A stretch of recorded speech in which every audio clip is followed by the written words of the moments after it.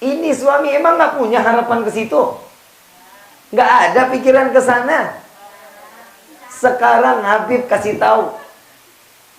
Itu adalah cita-cita setiap istri yang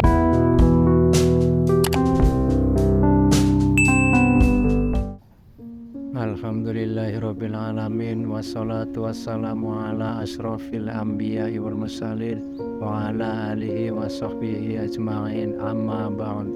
Assalamualaikum warahmatullahi wabarakatuh. di surat At-Taubah di ayat 71. Dan orang-orang yang beriman, lelaki dan perempuan, sebagian mereka adalah menjadi penolong bagi sebagian yang lain. Mereka menyuruh mengerjakan yang ma'ruf, mencegah dari yang munkar, mendirikan salat, menunaikan zakat, dan mereka taat kepada Allah dan Rasulnya. Mereka itu akan diberi rahmat oleh Allah. Sesungguhnya Allah Maha Perkasa lagi Maha Bijaksana. Pernikahan itu untuk saling mendorong, memberikan satu kebaikan antara yang satu dengan yang lain, menyocokkan sesuatu yang baik dengan yang baik. Dorong seseorang untuk makin beribadah kepada Allah, ini fungsinya pernikahan. Jadi kalau lakinya baik, suaminya baik, istrinya baik, ini saling ngedorong untuk beribadah sama-sama ke hadapan Allah. Tapi kalau yang satu baik, yang satu nggak baik, kira-kira bisa lebih cepat ibadahnya apa lebih lambat? Contohnya, kita punya satu perahu. Perahu itu punya dua dayung. Dua-duanya kalau serentak untuk maju ke depan, yang sebelah kanan megang ke depan, yang sebelah kiri megang buat arah ke depan. Ini perahu lebih cepat. Jadi kalau yang satu perahunya maunya, yang pegang dayung maunya ke belakang, yang satu maunya ke depan, kemana tuh perahu? Muter. Nggak kelar-kelar di situ aja. Jadi rumah tangga ini dikasih dua dayung, dan gerakan dayung itu untuk sampai ke batasan ridho Allah. Jadi pernikahan buat dari ridho Allah. Jadi bukan sekedar untuk ngegugurin hasrat, enggak. Pernikahan itu untuk menjadikan seseorang makin taat dan ibadah kepada Allah Subhanahu wa taala. Man amila salihan min dzakarin aw untha wa huwa mu'minun fala nuhyiyatan. Di sini dijelaskan barang siapa yang mengerjakan amal saleh, baik laki-laki maupun perempuan, dalam keadaan beriman kepada Allah, maka sesungguhnya akan kami berikan kepadanya kehidupan yang baik, dan sesungguhnya akan kami berikan balasan kepada mereka dengan pahala yang lebih baik dari apa yang telah mereka kerjakan. Wahai para wanita, kalian Allah ciptakan dengan segala bentuk kesempurnaan. Wahai para wanita, kalian Allah ciptakan dengan penuh kelembutan. Wahai para wanita yang dulunya kalian terhina saat Rasulullah dilahirkan ke dunia dan merubah nasib perempuan yang tadinya hina, yang tadinya membawa malapetaka, tapi saat dimana Nabi diutus menjadi Rasul, Allah angkat derajat seorang perempuan menjadi wanita yang wajib dihormati dan dilindungi.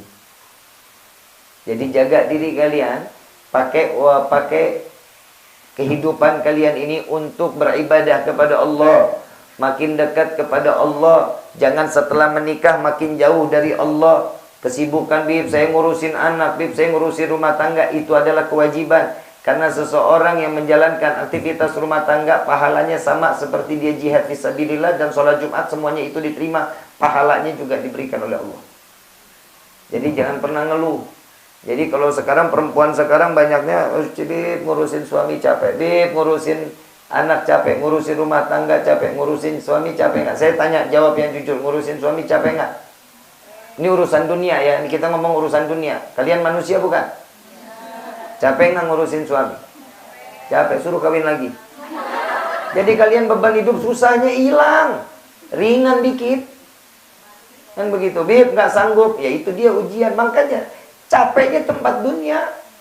Dunia itu tempatnya capek. Mau hidupnya senang, akhirat nanti. Makanya gunanya majlis ini ciri-ciri, tanda-tanda insya Allah nama kita hari ini ditulis namanya nih oleh Allah satu persatu di dalam surganya Allah.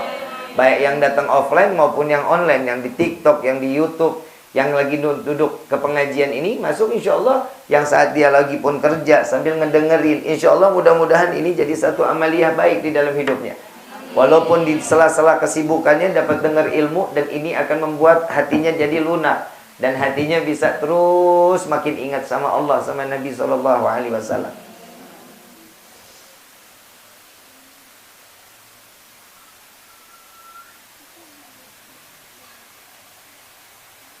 Ya ayuhan nabi, ya ayuhan nabiyyu idza ja'akal mu'minatu yubayyi'naka ala an la yusyrikna billah.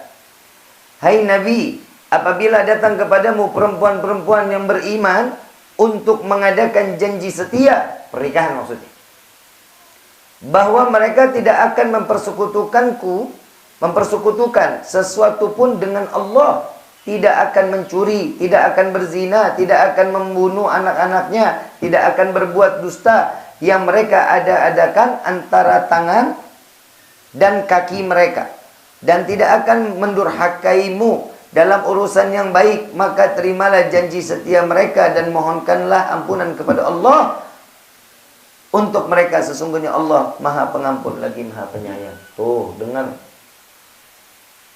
Nabi laki apa perempuan? Banyaknya laki, dan semuanya laki. Nabi bahkan ribuan, ratusan ribu, bahkan entah itu jutaan, terserah lah ya. Mau bagaimana aja bentuknya, mau bagaimana, laki, nggak ada perempuan. Berarti di sini janji setia, jika seorang wanita boleh meminta untuk dipinang atau bisa menerima, tuh janji-janjinya. Nggak bohong. Bisa ngejaga tangan dan kakinya, antara tangan dan kakinya. Ini semua nih janji-janji yang harus ditepati. Ya, maka selama itu janji masih dipegang, maka Allah memerintahkan kepada seorang laki-laki tersebut untuk mendoakan istrinya agar wanita tersebut dijauhkan dari siksa api neraka dan dosanya diampuni oleh Allah. Jangan amin doang, kerjain. Ini hari, ya Allah, jadi istri harus begini, pengen banget jadi istri soleha. Ntar ketemu, Neng, kopi aing capek. Habis pulang ngaji. Jangan ya. Ambil rahmat Allah lewat suami. Ambil rahmat Allah lewat suami. Kenapa? Suami senang, Allah senang.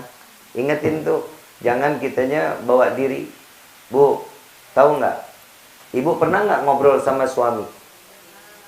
Dulu belum, pernah aja lu. Nggak ngobrol gimana ceritanya tuh? Bu, kalau ibu mati duluan, nih saya ngomong dulu. Kalau ibunya mati duluan nih, istri mati duluan, kira-kira suami bagaimana? Tuh kan, su'don. Apa? Salah. Yang pertama, kalau suami yang saleh, suami yang imannya Masya Allah, yang pertama kerandanya pasti dia yang gotong. Itu suami itu. Sampai dibawa ke liang lahat, ditaruh di pinggir liang lahat, suami turun ke dalam liang lahat. Udah sampai di liang lahat, suami yang angkat istrinya, dimasukkan ke liang lahatnya. Begitu selesai dibuka, diazanin, dikomatin. Yang ngebuka semua talinya suaminya, sampai dipasangin papannya atau kayu-kayunya. Ini suami emang gak punya harapan ke situ?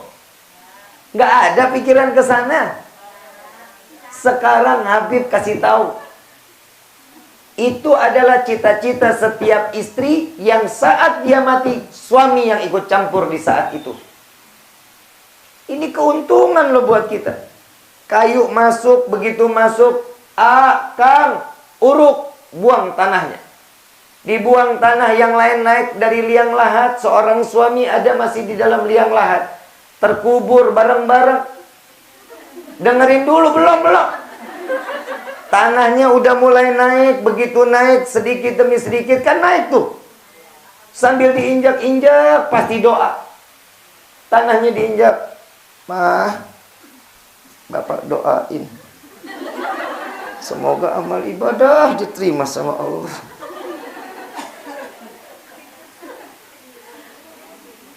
Paham ya? Bisa kebayang. Itu suami yang saleh. Apalagi punya anak banyak. Punya anak laki 3 minimal atau 4. Pegang ujung kanan, pegang ujung kiri.